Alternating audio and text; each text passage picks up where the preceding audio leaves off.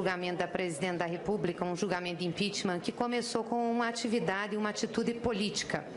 Nós tivemos a contratação pelo PSDB de um parecer da hoje advogada de acusação, que foi contratada pelo partido para mostrar evidências que poderiam se dar um processo de impeachment. Eu gostaria de perguntar a Vossa Senhoria participa de várias palestras, de vários seminários. Em 2005, Vossa Senhoria participou, a convite do PSDB, de um encontro de gestores em Aracaju para falar para os então eleitos do partido e também do DEM sobre responsabilidade fiscal e sobre o planejamento municipal. Vossa Senhoria também está recomendada pelo senhor José Roberto Afonso, uma pessoa de renome nacional, mas vinculada ao PSDB, bastante vinculada ao senador, ex-senador José Serra. Eu pergunto a Vossa Senhoria está recebendo do PSDB também para fazer essa assistência técnica ao lado da acusação? Isso é deselegante, isso não está aqui, senhor presidente. Isso não faz parte, senhor presidente. Eu gostaria que os senadores se lembrassem que tem uma presidência aqui. Eu já determinei que só as questões, só os quesitos podem ser perguntados. Logicamente, eu já estava pronto para dizer que essa indagação não pode ser respondida. Me dê um pouco de confiança e tempo que eu atenda às expectativas de Vossas Excelências. Com a palavra, a senadora Gleisi Hoffmann. Muito obrigada, senhor presidente. Eu fiz uma pergunta e espero que ela seja respondida, porque ela é importante para esclarecer.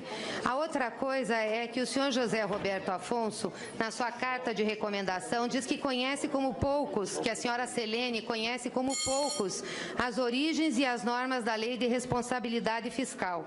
E é verdade que a Lei de Responsabilidade Fiscal, através dos seus artigos 8º e 9º, não reconhece outro resultado fiscal que não aquele consagrado pela ótica que ali descreve, ou seja, da execução da despesa e não do crédito orçamentário. Eu pergunto a Vossa Senhoria mudou a sua avaliação? Está mudando o que Vossa Senhoria entende em relação à Lei de Responsabilidade Fiscal, já que foi uma das suas mentoras, como se diz? E, por final, Vossa Senhoria é funcionária do Tesouro Nacional, do Ministério da Fazenda, ocupou cargos, foi também, fez assessorias. E em todo esse processo, vendo que podia ter coisas erradas, Vossa Senhoria não fez nenhum alerta ao ministro da Fazenda, ao secretário do Tesouro Nacional, aos seus superiores sobre o que poderia estar acontecendo na execução orçamentária e principalmente em relação à ofensa à Lei de Responsabilidade Fiscal? Senadora Selene Pérez, na condição de assistente, apenas para lembrar que as respostas de Vossa Senhoria estarão restritas exclusivamente ao assunto da perícia. Só aquelas questões que foram contidas nos quesitos que foram feitos para a elaboração da perícia. 3 minutos. Eu vou ser muito breve no sentido apenas de defender a minha honra aqui e dizer que, em primeiro lugar, eu não tenho nenhuma filiação partidária, nem nunca tive. Sou servidora de carreira, atualmente licenciada.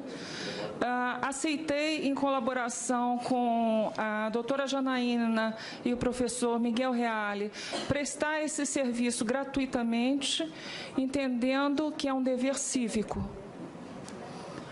Muito bem.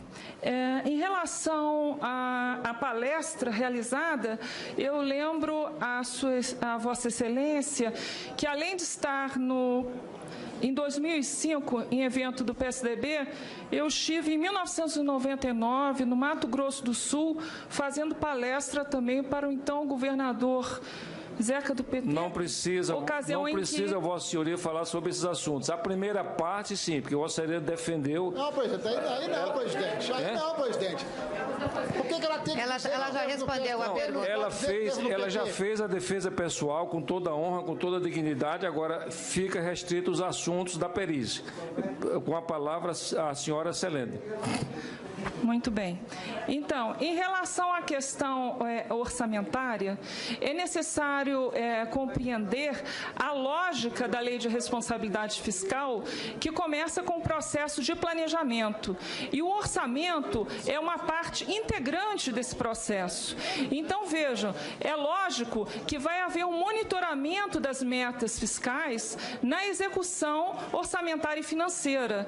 Mas disso não se prescinde do próprio orçamento, porque ao levar ao cabo a interpretação que algumas pessoas aqui esposaram, de que seria preciso verificar o impacto concreto na execução financeira, então toda a lei orçamentária seria desnecessária, já que o próprio orçamento não possui impacto orçamentário imediato, mas é uma peça essencial de planejamento e que deverá se repercutir ou não no atingimento da meta no final do exercício.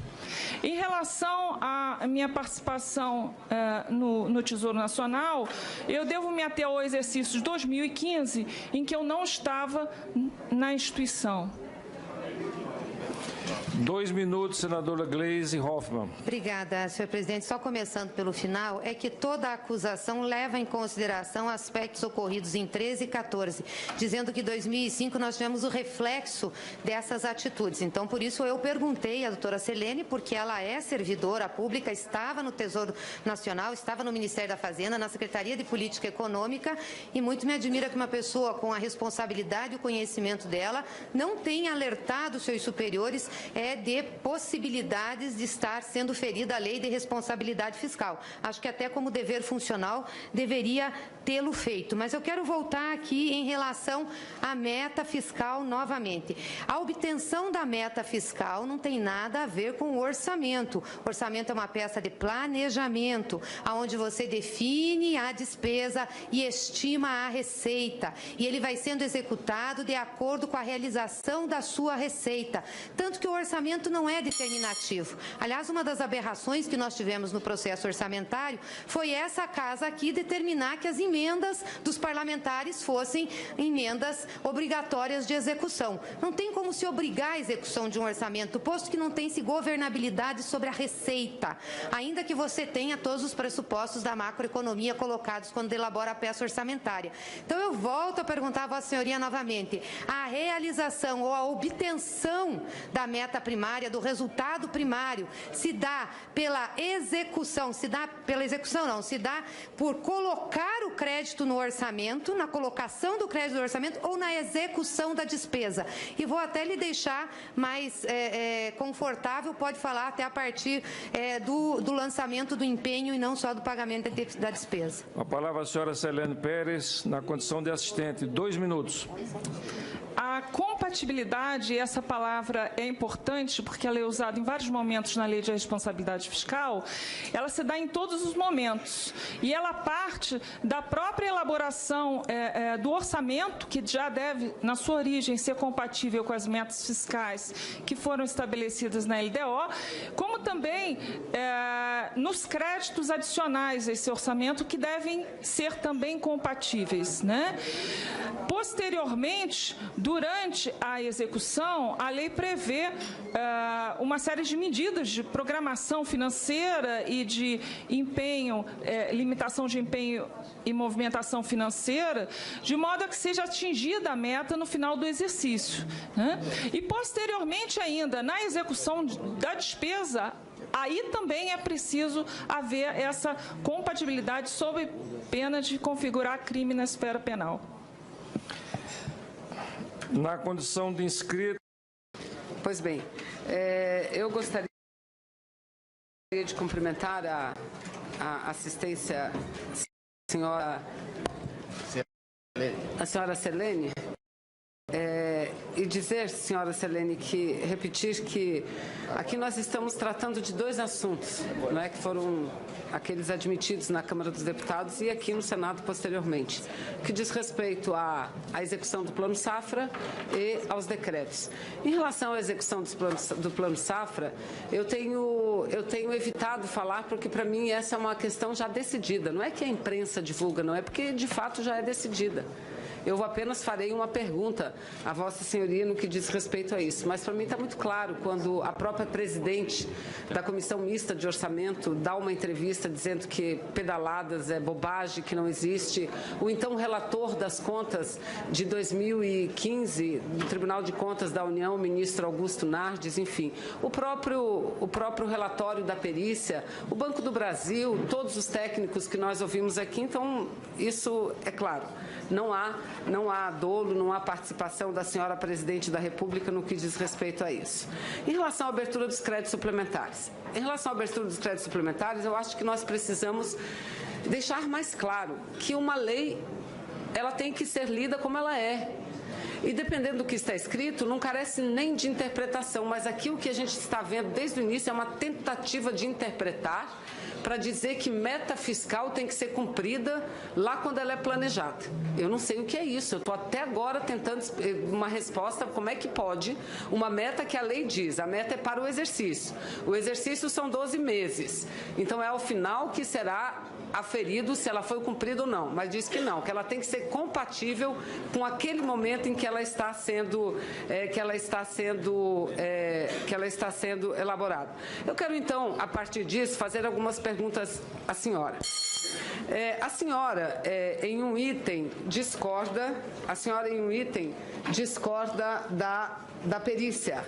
Porque a senhora diz, não sei exatamente a página, acho que é a página, a senhora diz que a perícia diz que poderia ser usado recursos de superávit financeiro para outros fins. E Vossa Senhoria, no item 82 da página 28, discorda.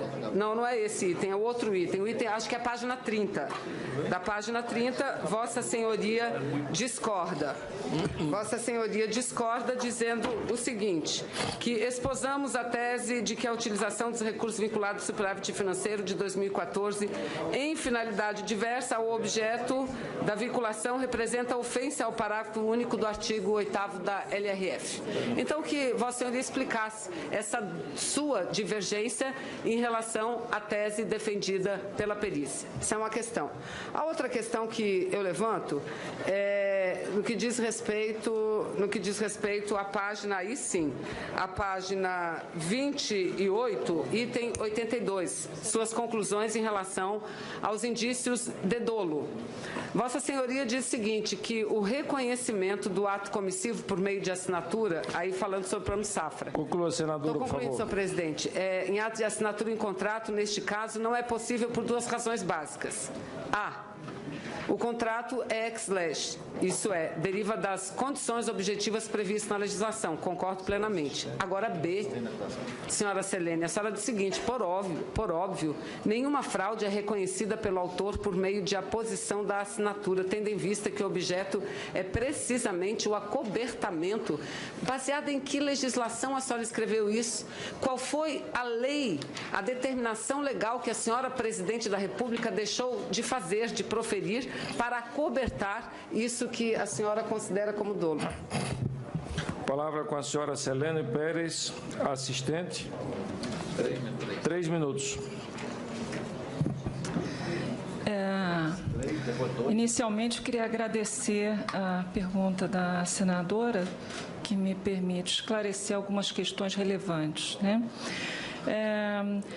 Começando, então, pela primeira pergunta, que diz respeito à medida provisória 704 de 2015. Né? Então, a divergência é muito pontual em relação ao laudo pericial, com o qual eu concordo na quase plenitude, né? E o laudo pericial também chega à conclusão de que a medida provisória é inconstitucional. Eu só apenas fiz questão de marcar que a minha interpretação é que é inconstitucional também, só que por outra razão, porque a Lei de Responsabilidade Fiscal, no seu artigo 8º, parágrafo único, determina que os recursos financeiros que estejam vinculados, né, a determinado uso, né, permaneçam vinculados, ainda que em exercício diverso. né? Então, essa é uma determinação da lei complementar e é uma determinação que, portanto, tem um caráter de norma geral, ou seja, não se está aqui falando de uma vinculação orçamentária específica que poderia ser feita por lei, né? Está se falando da utilização dos recursos vinculados, né? Então, nesse sentido, eu entendo que a medida provisória invade uma competência de lei complementar, mas reitero que é uma divergência apenas interpretativa e que eu cheguei à mesma conclusão, portanto, final do laudo pericial. A outra questão se refere aos indícios de dolo, né? Concordo com a junta pericial que eu não tenho competência aqui para falar de dolo, né? Mas entendo que faz parte do meu trabalho estabelecer os indícios, né? Até para que os juízes possam depois formar suas conclusões. No caso, a operação de crédito específica executada, né, é uma operação que envolve um atraso, né, de pagamentos, né, que eram devidos, porque o capital não pertencia ao Tesouro, pertencia à instituição financeira. E, nesse sentido, não há um contrato, porque é muito semelhante para o cidadão que eventualmente esteja assistindo a um cheque especial, em que eu não assino o contrato a cada vez que eu uso o cheque especial, mas há uma presunção de arcar com o pagamento, né, financeiro daquilo ali, em virtude de se ter utilizado um capital que não me pertence. Apenas isso.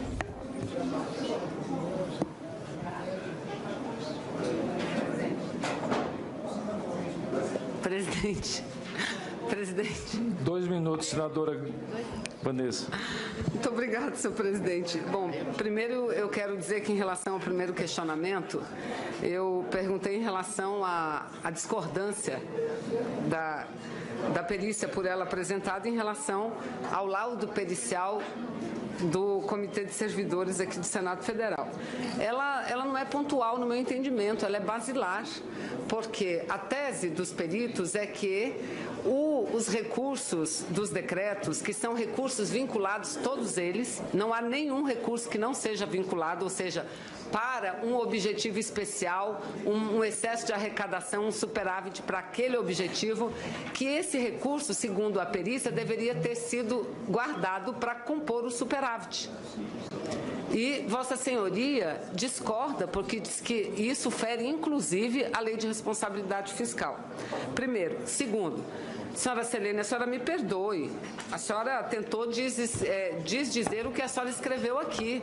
A senhora falou com todas as letras, com todas as palavras, por óbvio. Nenhuma fraude é reconhecida pelo autor por meio de aposição da assinatura, tendo em vista que o objetivo é precisamente o acobertamento. Eu lhe perguntei o seguinte: qual foi a lei que a presidente Dilma desobedeceu? Portanto, se ela cometeu fraude, como a senhora disse, como a senhora fala aqui, é porque ela desobedeceu alguma lei. Ela descumpriu alguma norma legal. Eu lhe perguntei quais foram as leis que a senhora presidente teria desobedecido para cometer uma fraude. A senhora não respondeu e não vai responder, porque a senhora presidente da República não desobedeceu nenhuma lei. Tudo em relação ao Plano Safra, como Vossa Senhoria diz, é ex lege. É uma lei de 1992. Quem executa a lei é o Ministério da Fazenda, o Banco do Brasil. As normas são editadas pelo Ministério da Fazenda, inclusive sobre a divulgação dos dados estatísticos. Mas a senhora não, de forma, me desculpa, mas eu não posso deixar de dizer isso, leviana. Me desculpe, respeitosamente, mas de forma leviana. Senadora, ela não pode ser ofendida. Respeitosamente. Senadora ofendida Janaína, foi a presidente aqui. Eu não dei a palavra a Vossa Excelência. Ofendida, eu estou concluindo. dizer a Vossa Excelência, senadora Vanessa, que eu vou retirar essa palavra da... Então a senhora mande ela retirar, que a presidente fez fraude, porque eu pedi que ela me respondesse, ela não respondeu. Porque aí foi uma questão pessoal, eu mandei retirar... O que está escrito aqui é muito grave, presidente. Determinei que fosse retirada essa palavra leviana da ata. Então ela retire que a presidente cometeu fraude, porque nem é o objetivo da perícia. É grave, mas é verdadeiro. Esse não, olha aí, tá vendo, presidente? Não vamos entrar por esse caminho, vamos ficar por aqui. Essa aqui é uma questão pessoal. Você pode retirar, eu não retiro. A palavra que ela usou foi em relação a um fato. A senhora usou uma palavra em relação à pessoa. Não, ao fato. Então vamos... Eu estou falando em relação ao fato, dizendo que ela foi... Vamos continuar o trabalho. Eu já determinei que essa palavra fica fora da ata. Não, presidente, então, diga que o fato foi leviano. Fica assim. O fato, então pronto, senhor presidente. O fato foi leviano. Obrigado, senadora Gleisi. Então aí não vai ser retirado. O fato escrito aqui, o que está escrito aqui... Se Vossa Excelência retira a palavra... Já retirei. Retira a expressão fato, pessoal... A forma como ela se refere ao fato escrito aqui na página 28 é leviana. A forma é leviana. E, aliás, nem deveria ter sido analisado dessa forma por uma perícia. Obrigada, presidente. 2 minutos, senhora Selene Perez. Começando pelo final, então, o artigo descumprido foi o artigo 36 da Lei de Responsabilidade Fiscal, que determina que o ente da federação está proibido de contratar operações de crédito com a instituição financeira que ele controle. A realização de operações de crédito deve ser analisada num conceito abrangente que está definido no artigo 29, inciso 3 da Lei de Responsabilidade Fiscal, onde se incluem as operações com o Banco do Brasil no âmbito do Plano Safra. Então, a fraude é caracterizada pela omissão de passivos, né? Ou seja, a operação aconteceu e não foi registrada na contabilidade. Em relação à pergunta sobre a medida provisória, eu devo dizer que eu respondi no contexto da medida provisória. Não se deve fazer ilações dizendo que isso justificaria, então, a abertura dos créditos suplementares. A esse respeito, eu me manifesto em outro momento do laudo, né, em que eu corroboro também a opinião da perícia, dizendo da irregularidade da abertura desses créditos suplementares por decreto, né? E aí seria preciso fazer toda uma contextualização para compreender em que momento se calcula o resultado primário e como é que esses recursos, vinculados ou não, de qualquer forma, iriam impactar o cálculo do resultado primário. Na condição de inscrito